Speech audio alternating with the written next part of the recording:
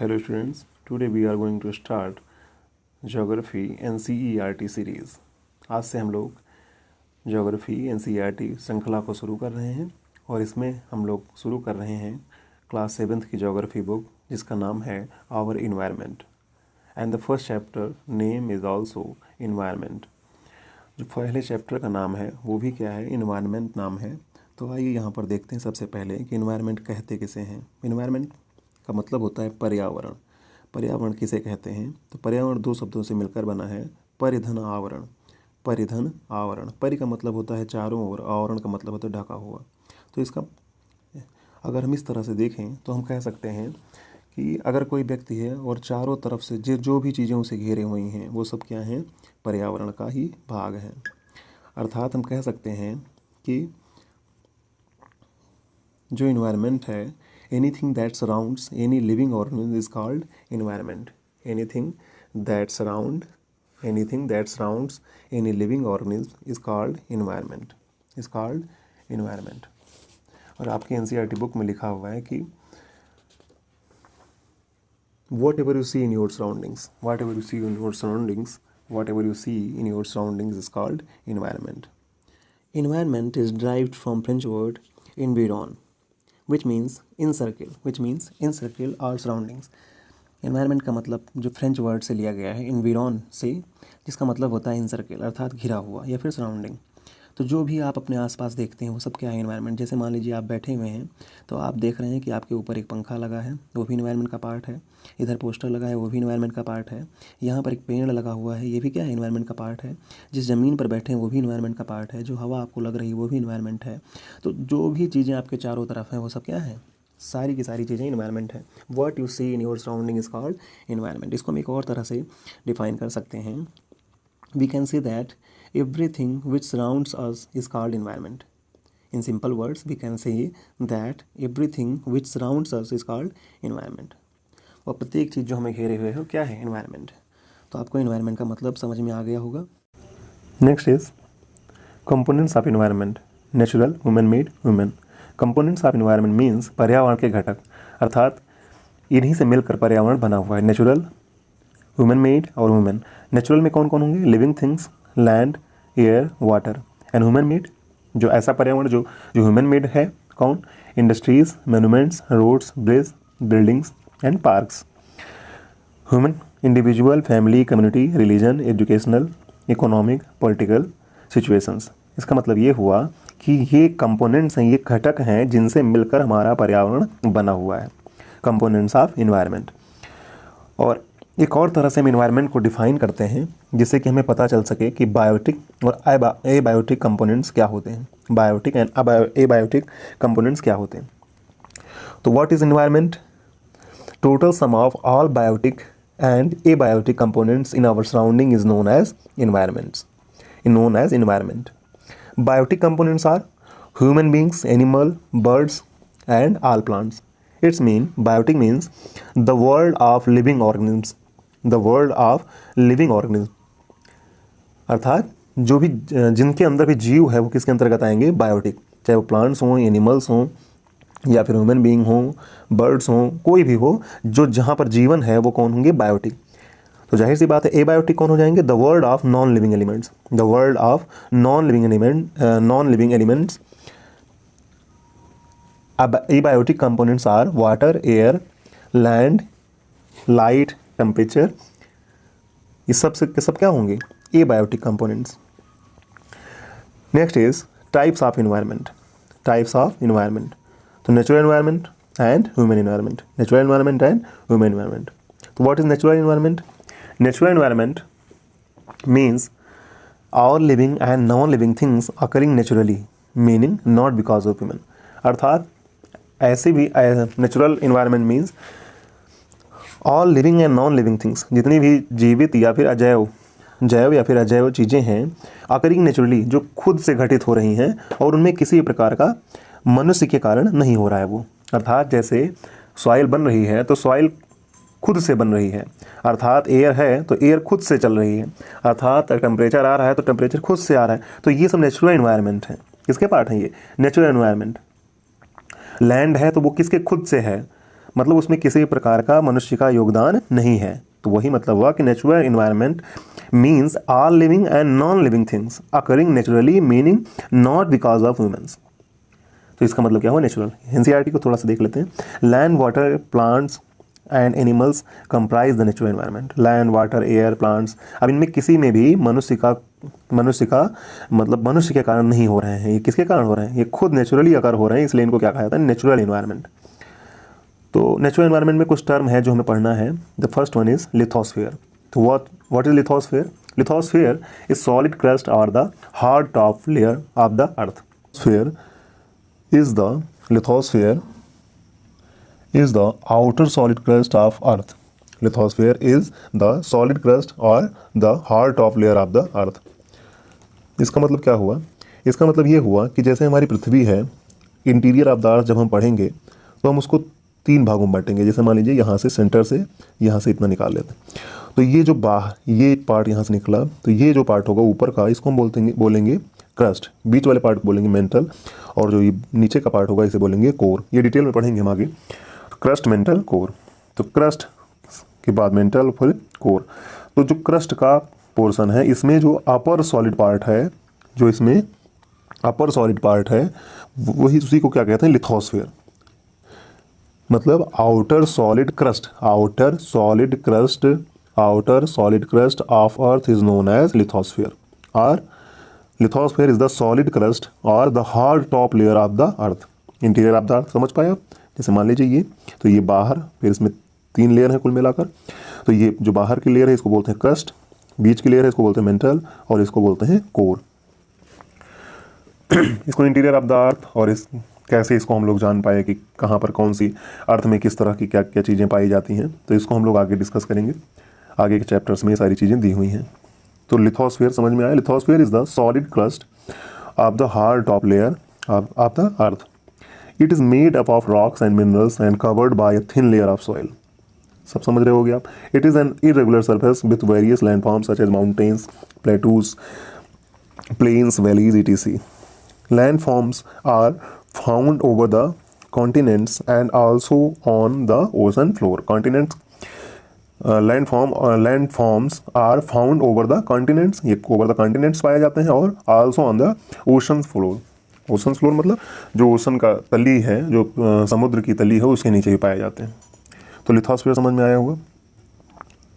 Lithosphere पर ही हमें जंगल प्रदान करता है। Lithosphere he grazing, grass land for grazing मिलता है, and land for agriculture and human settlement, अर्थात मनुष्य के रहने के लिए। ठीक है। And it is also source of mineral wealth, और ये मिनरल वेल्थ के भी सोर्स होता है। तो लिथोस्फीयर। नेक्स्ट टर्म इज, ये आप देख सकते हैं यहाँ पर लिथोस्फीयर है, ये लिथोस्फीयर है। देखिए जहाँ पर बस चल रही है, जहाँ पर एक घर बने हुए हैं, सब लिथोस्फीयर का part. Okay, lithosphere. Next term is hydrosphere. Next term is hydrosphere. Next term is hydrosphere. So what is hydrosphere? Hydrosphere means it consists of all water bodies on the earth. It consists of all water bodies on the earth. जो भी water bodies अर्थ पर पाई जाती हैं वो सब किसके अंतर्गत आएंगे? हाइड्रोस्फीयर। जैसे लिथोस्फीयर को हमने देखा कि upper solid part of the crust, upper solid part of the crust is called lithosphere. तो वैसे ही हाइड्रोस्फीयर क्या है? Hydrosphere, the domain of water is referred to as hydrosphere. The domain of ऐसा the domain of water is referred to as hydrosphere. इसका मतलब क्या हुआ? जल के क्षेत्र को जलमंडल कहते हैं। जल के क्षेत्र को जलमंडल कहते हैं। या इसको हम इस तरह से भी कह सकते हैं कि it consists of all water bodies on the earth. It consists of all water bodies on the earth.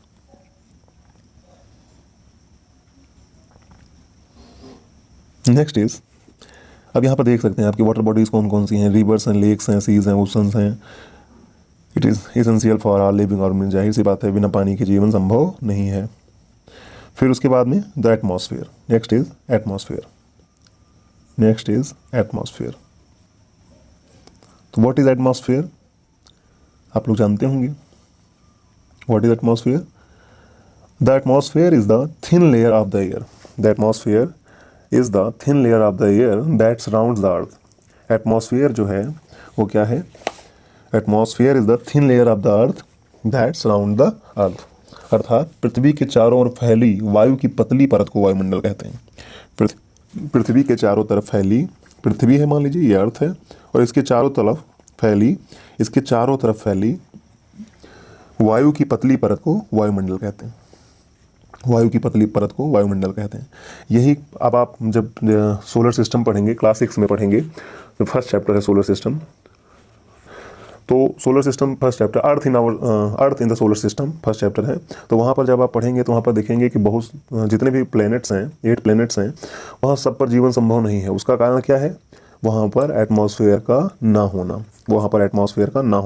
तो एटमॉस्फेयर यहाँ पर पाया जा रहा है, इसी कारण से यहाँ पर जीवन संभव पा रहा है। हाइड्रोस्फेयर यहाँ पर पाया जा रहा है, इसी कारण यहाँ पर जीवन संभव पा रहा है। लिथोस्फेयर यहाँ पर पाया जा रहा है, इसीलिए यहाँ पर जीवन संभव हो पाया है। तो एटमॉस्फेयर क्या होता है? The atmosphere is a thin layer of air that surrounds the earth, जो चारों तरफ से पृथ्वी को घेरे हुए। क्यों रुका हुआ है ये एयर बाहर क्यों नहीं निकल जाता? क्यों नहीं जाता? क्योंकि the gravitational force of the earth holds the atmosphere around it. जो पृथ्वी का ग्रेविटेशनल फोर्स है, वो क्या करता है? होल्ड्स करता है एटमॉस्फेयर को अराउंड इट, अर्थात अर्थ के चारों तरफ गुरुत्वाकर्षण शक्ति के कारण ये बंधे रहते हैं। पृथ्वी का गुरुत्वाकर्षण बल अपने चारों ओर के वायुमंडल को थामे रहता है, रोके रहता है। और इस बहुत सारी चीज़ें हैं, जैसे सूर्य से जो गर्मी आती है, it protects us from the harmful rays and scorching heat of the sun. यह सूर्य से झुलसने वाली गर्मी एवं हानिकारक किरणों से बचाता है। अब जैसे आप जब एटमॉस्फेयर पढ़ेंगे तो एटमॉस्फेयर में आप पढ़ेंगे कि एटमॉस्फेयर में डिफरेंट टाइप्स की गैसेस पाई जाती हैं, अर्थात कॉम्बिनेशन ऑफ एटमॉस्फेयर और लेयर ऑफ द एटमॉस्फेयर। दो आधारों पढ़ते हैं इसको। कॉम्बिनेशन ऑफ एटमॉस्फेयर मतलब कौन कौन सी गैसें वहाँ पर पाई जा रही हैं, और layer of the atmosphere according to the characteristics layer में भी विभाजित किया गया इसको। तो लेयर में क्या क्या हो जाएंगे? ट्रोपोस्फेयर, सबसे जो पृथ्वी के जो सबसे नज़दीक के लेयर है उसे क्या बोलते हैं? ट्रोपोस्फेयर। वो क्या हो जाएगा? ट्रोपोस्फेयर पृथ्वी के जो सबसे नज़दीक के लेयर है उसे ट्रोपोस्फेयर। फिर उसके ऊपर स्ट्रेटोस्फेयर, फिर मेसोस्फेयर, फिर ionosphere, then exosphere. Troposphere, stratosphere, mesosphere, ionosphere and exosphere, मतलब क्षोभ मंडल, समताप मंडल, मध्य मंडल, आयन मंडल और बहिर्मंडल। ये आप आगे पढ़ेंगे भी बहुत डिटेल में। तो ये लेयर ऑफ द एटमॉस्फेयर है, ये डिफरेंट लेयर में विभाजित की गई है। और ये गैसों, एटमॉस्फेयर क्या है? गैसों का समूह भी है। एटमॉस्फेयर क्या है? गैसों का समूह भी, कॉम्बिनेशन ऑफ गैसेस है। तो यहाँ पर जैसे नाइट्रोजन है 78% पाई जाती है, एंड ऑक्सीजन है 20%, नियर अबाउट 20%, कार्बन डाइऑक्साइड 0.03%, ये नियर अबाउट। तो ये गैसेस हैं जो यहाँ पर पाई जाती हैं। तो ये हुआ आपका एटमॉस्फेयर। अब just choose the most important term is biosphere. What is biosphere? Biosphere is the combination of atmosphere, lithosphere and combination of biosphere is the combination of atmosphere, lithosphere and hydrosphere. Biosphere is absent at north and south poles. We discuss it later. First thing is biosphere. Plants and animal kingdom together make biosphere or the living world. It is a narrow zone of the earth where land, water and air interact with each other. हम यहाँ पर देखते हैं, this is biosphere. तो यहाँ पर देखेंगे कि लिथोस्फीयर भी है, हाइड्रोस्फीयर भी है और एटमॉस्फेयर भी है। तभी यहाँ पर क्या हो पाया है? बायोस्फीयर अर्थात जैव मंडल या जीव मंडल तभी यहाँ पर बन पाया है। तो बायोस्फीयर क्या, इसको डिफाइन कैसे करेंगे हम? इसको डिफाइन इस तरह से करेंगे कि biosphere is the combination of atmosphere, lithosphere and hydrosphere. अगर एटमॉस्फेयर नहीं होगा तो बायोस्फीयर नहीं हो पाएगा, अगर लिथोस्फीयर नहीं होगा तो बायोस्फीयर नहीं बन पाएगा, या हाइड्रोस्फीयर नहीं होगा तो भी बायोस्फीयर नहीं बन पाएगा। मतलब ये तीनों बहुत ही इंपॉर्टेंट हैं बायोस्फीयर के निर्माण के लिए। Biosphere is the combination of atmosphere, lithosphere and hydrosphere. जीवन कहाँ संभव है? जहाँ पर एटमॉस्फेयर हो, हवाएं हों, और जहाँ पर लिथोस्फीयर हो, अर्थात upper solid part of crust हो, upper solid part of the crust हो, मतलब भूमि हो, और हाइड्रोस्फीयर हो अर्थात वाटर बॉडी हो, तो वाटर बॉडीज हो। तो ये जहाँ पर तीनों होंगे वहीं पर जैवमंडल बन पाएगा। इसीलिए हम इसको कहते हैं biosphere is the combination of atmosphere, lithosphere and hydrosphere. And in your book लिखा गया यहाँ पर कि बायोस्फीयर क्या है, plant and animal kingdom together make biosphere, plant and animal kingdom together make biosphere और the living world. It is a narrow zone of the earth where land, water and air interact with each other and support life। ये इसको हम ऐसे भी define कर सकते हैं, narrow contact zone of atmosphere, hydrosphere and lithosphere where life exists। narrow contact zone of atmosphere, hydrosphere and lithosphere where life exists। अर्थात जहाँ पर स्थलमंडल, वायुमंडल और जलमंडल तीनों पाए जाएंगे वहीं पर बायोस्फीयर अर्थात जैवमंडल होगा। अर्थात जीवन होने के लिए इन तीनों का होना अत्यंत महत्वपूर्ण है, वायुमंडल, जलमंडल और स्थलमंडल। The next thing is what is ecosystem.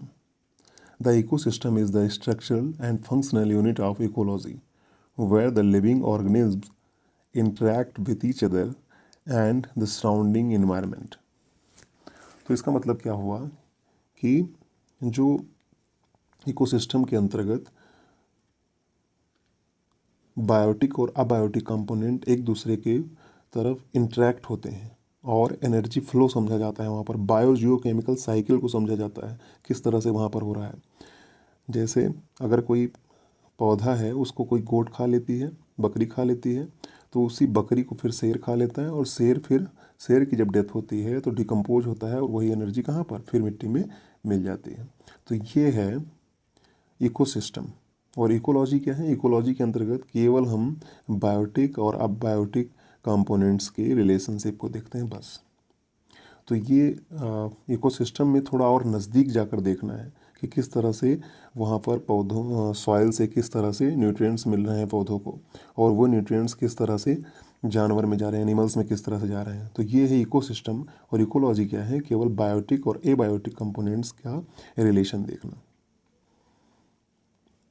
और जो एक और इम्पॉर्टेंट बात है और हर एग्ज़ाम में लगभग पूछा जाता है वो ये है कि इकोलॉजी शब्द का जो सबसे पहले प्रयोग हुआ, the term ecology was used, the term ecology was used first time by Reiter के द्वारा इकोलॉजी शब्द पहली बार प्रयोग किया गया 1865 में, 1865 में। और फिर उसके बाद में अर्नेस्ट हैकल ने यूज किया 1869 में। तो ये कभी कभी एग्जाम में होता क्या है कि रेटर को नहीं देते ऑप्शन में और अर्नेस्ट हैकल ही रहते हैं, और कई बार ऐसा हुआ भी है। तो आप अर्नेस्ट हैकल को ही सही आंसर मानोगे। और जो